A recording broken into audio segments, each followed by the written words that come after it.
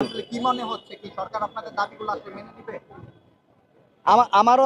আমারও সেই একই প্রশ্ন যে উপদেষ্টারা কি ভয় পাচ্ছেন কেন? উপদেষ্টারা কেন আসছে না এখনো? আমরা রাজপথের যোদ্ধা, জুলাই বিপ্লবের যোদ্ধাকে রাস্তায় কেন শুয়ে থাকতে হবে? উপদেষ্টারা এখনো কি করছেন? উপদেষ্টারা কানে কি যায় নাই? উপদেষ্টারা কেন গড়িমসি করছেন? তারা কনসার্টে যেতে পারেন, তারা মুভির প্রিমিয়ার শোতে যেতে পারেন, কিন্তু তাদের বিপ্লবের যোদ্ধারা যারা সহযোদ্ধারা তারা রাস্তায় শুয়ে আছে এখানে, তারা তাদের কথা শুনতে পাচ্ছেন না, কথা শোনার জন্য তারা প্রয়োজন মনে করছেন না নাকি? আমরা তাদেরকে জানিয়ে দিতে চাই, আমরা কিন্তু সেই যোদ্ধা যারা শহীদ হওয়ার জন্য রাস্তায় নেমেছিলাম, আবার শহীদ হওয়ার জন্য এরকম রাজপথে শুয়ে আছি।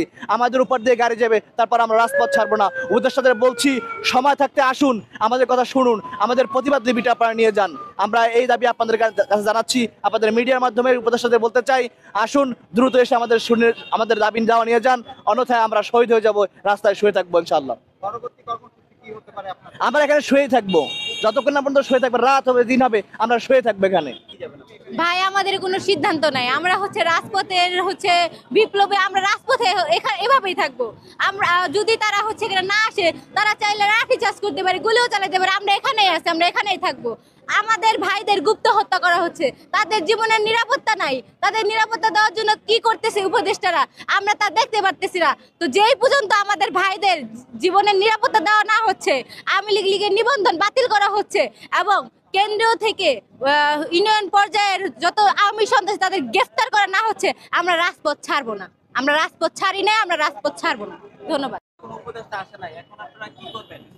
এখন আমাদের টাইম ছিল, আমরা 3টা পর্যন্ত দিয়েছিলাম, তারপর আমরা আধা ঘন্টা আরো বাড়ানোর পরে আমরা বলেছিলাম যে 3টার মধ্যে যে কোনো 3জন উপদেষ্টার মধ্যে একজন এসে আমাদের দাবিগুলা দেখবো, অথবা প্রধান উপদেষ্টার কাছে আমাদের দাবিগুলা উপস্থাপন করবে।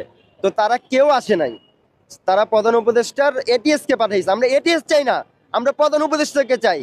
আমাদের 2000 ছাত্র রক্তের উপর দিয়ে আপনি উপদেষ্টা হয়েছেন, আজ আমরা যারা বিপ্লবীরা আছি তাদেরকে ধরে ধরে কিলিং করছে। আপনারা প্রশাসন কি করছেন? এই জন্য আমাদের যদি রাস্তায় নামতে হয়, এর চেয়ে লজ্জার বিষয় আমি আর কিছু মনে করি না। আপনাদের উপদেষ্টা বিষয়, আপনারা হয় থাকেন, হয় বিচার করেন, আওয়ামী লীগের নিবন্ধন নিষিদ্ধ করেন, না হলে আপনার গদি ছেড়ে চলে যান। প্রয়োজনে আমরা নতুন আরেকটা দল আনবো, প্রয়োজনে আমরা আবার শহীদ হবো, প্রয়োজনে আরো 2000 কেন আরো 30,000 থেকে 50,000 আমরা শহীদ হওয়ার জন্য প্রস্তুত আছি ইনশাআল্লাহ। কেন্দ্র করে যে সরকার গঠিত হয়েছে তাদের উচিত যে আমাদের কাছে এসে জুলাইতে যারা যুদ্ধে যারা ছিল, সামনে ছিল পেছনে ছিল, যাদের জীবন এখন বিপন্ন, তাদের কাছে এসে তাদের কথা শোনা। সেখানে তারা আমাদেরকে যেতে বলে, তাদের সবকিছুর জন্য সময় হয়, মুভি দেখার সময় হয়, কনসার্টে যাওয়ার সময় হয়, আমাদের কথা শোনার সময় হয় না। এই দাবি আমরা মেনে নিইনি এবং আমাদের কাছে প্রধান উপদেষ্টার একজন প্রতিনিধি এসেছিলেন যমুনা থেকে, এবং তিনিও আমাদের কাছ থেকে স্মারক নিয়ে যেতে চেয়েছেন। আমরা সেই দাবিও প্রত্যাখ্যান করেছি। আমাদের কাছে দুইটাই অপশন ছিল, একটা আমাদের কাছে কোনো একজন উপদেষ্টা এসে সরকারের পক্ষ থেকে গ্রহণ করবেন, অথবা আমাদের একটা টিম সরাসরি প্রধান উপদেষ্টার হাতেই দিবে। প্রধান অন্তর্বর্তী সরকার গণ অভ্যুত্থানে শিক্ষার্থীদের আন্দোলনের সরকার, তাহলে শিক্ষার্থীদের সাথে বসতে তার অসুবিধা করছে? তাদের অসুবিধা তো নেই, তারা আমাদের যেতে বলছে, কিন্তু তাদের এই যে যাওয়ার জন্য যে রিকোয়েস্ট, সেটাকে আমরা ভালোভাবে নিচ্ছি না।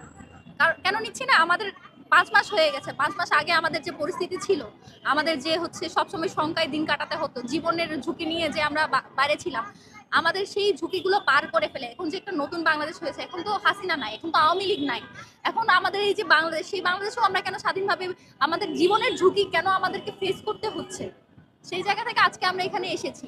এবং আমাদের যে কথাগুলো সেসব তাদেরকে শুনতে হবে। যদি শুনতে না হয়, আমরা ভাই অলরেডি শহীদ, আমাদের জীবনের কোনো নিরাপত্তা নাই, আমরা এমনিতেও মরবো, হয় আওয়ামী লীগের ছুরির কূপে মরবো, চাপাতির কূপে মরবো, নাইলে রাস্তায় পড়ে মরবো, নাইলে কেউ হয়তো গুম করে ফেলবে, আমরা জানতেও পারবো না। কোনো পরিস্থিতি চেঞ্জ দেখতে পাচ্ছি না, তার চেয়ে আমরা এখানে আজকে রাস্তায় মরে যাবো। পরবর্তী কর্মসূচি আমরা যতক্ষণ আমাদের দাবিগুলো মানা হচ্ছে ততক্ষণ আমরা অনশনে আছি। অনশন যদি ভাঙে তো যদি তারা দাবিগুলো মেনে নেই তো ভাঙবে, তার পরবর্তীতে কি কর্মসূচি দেওয়া যায় সেটা তখন দেখা যাবে, কিন্তু আপাতত যতক্ষণ আমাদের দাবি মানা হচ্ছে আমরা এই রাজপথে আছি। ভাই এখন সরকার বিব্রত হয়ে গেছে কেন? আমরা কি সরকারের দেওয়া টাকা ইনকিলাব মঞ্চ প্রোগ্রাম করে? সরকারের টাকায় প্রোগ্রাম করলে সরকারের প্রতি বাধ্যবাধকতা ছিল। ইনকিলাব মঞ্চের ভাই বোনেরা রুটি কলা খাইয়ে দিনের পর দিন প্রোগ্রাম করে। জীবনে আপনাদের যে দাবিগুলো তোমার কথা ছিল, খুনি লীগের নিবন্ধন বাতিল করতে হবে, আমরা কেন বলবো? আমরা কি পলিটিক্যাল পার্টি? আমাদের গ্রেফতার করতে হবে। আমরা কেন বলবো? আমরা কি আপনারা বলবেন না কেন? বলতেছেন না। আমরা দাবি করতেছি, খাই না খেয়ে ভাইগুলো অনশন করে বলে আছে, আসার সময় হয় না ফোন করে বলেন যে সরকার বিব্রত হয়। আপনারা যদি বিব্রত হন, বিব্রত না হন, আপনাদেরকে চুমুক হয়ে আন্দোলন করছি এতদিন, এখনো এই 3 ঘন্টা বসে রইলেন, সময় হয় না, এখন কি চান? পায়ে গিয়ে চুমু দিয়ে আসবো? পায়ে দিয়ে চুমু খাওয়ার মতো ঠোঁট আর জিভা আমাদের নাই।